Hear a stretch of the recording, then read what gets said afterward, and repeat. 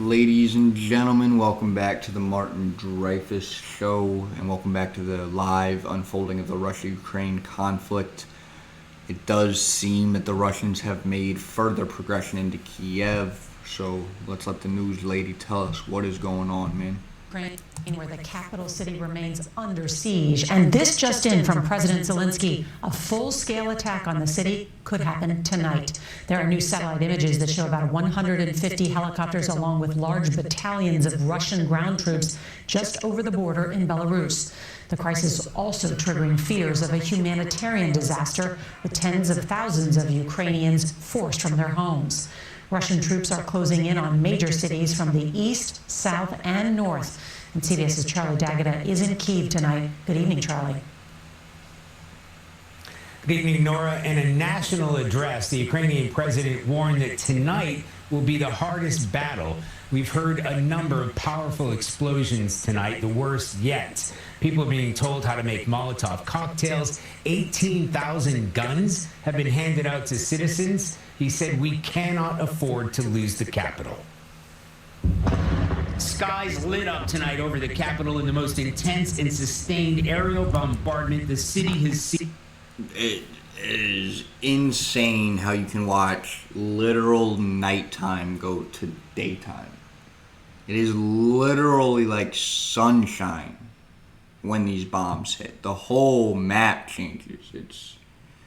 That's what really hits deep in my heartstrings, man. Since the invasion began. Crap.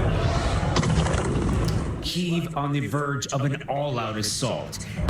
Wow. Even with Russia bearing down. President Volodymyr Zelensky was on the streets this evening in defiance, saying your president is here, despite saying earlier that the enemy has identified me as the #1 target. I think Russia has upped the ante quite a bit today. Those are the worst explosions I've seen.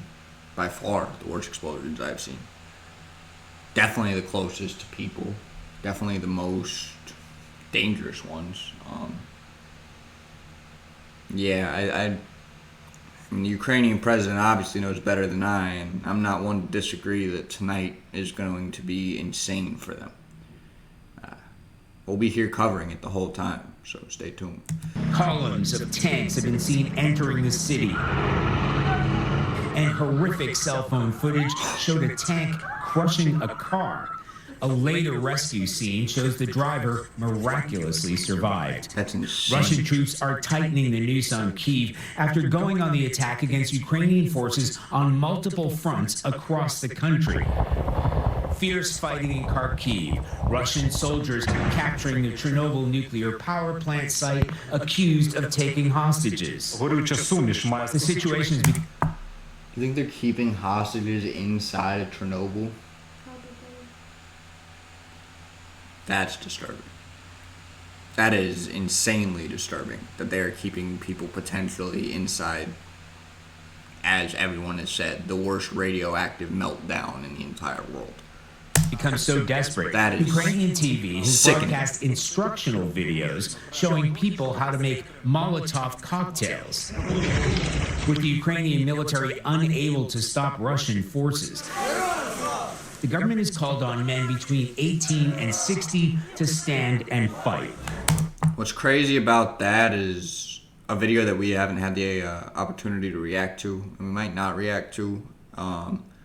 There's a video talking about one of these frontline soldiers, and I'm assuming a majority of these citizens, who has fired 6 bullets in his life and is now on the front lines of the Ukrainian army.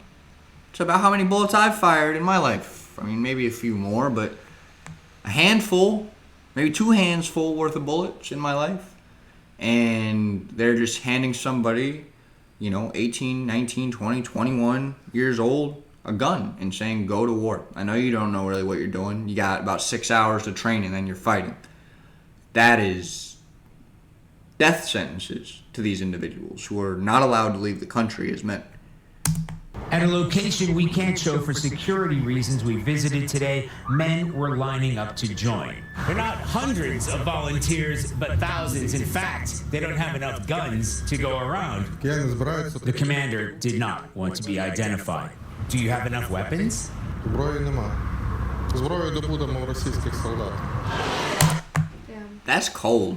That's what's up. Like, to really listen to military people talk and to really listen to, like, I mean, they're cold-hearted people, and you have to be a commander of any branch of any military. I mean, your job is to defend your country at the cost of anybody else's life, and that sentence really hit home for me. I mean, we don't got enough weapons, but we'll get them.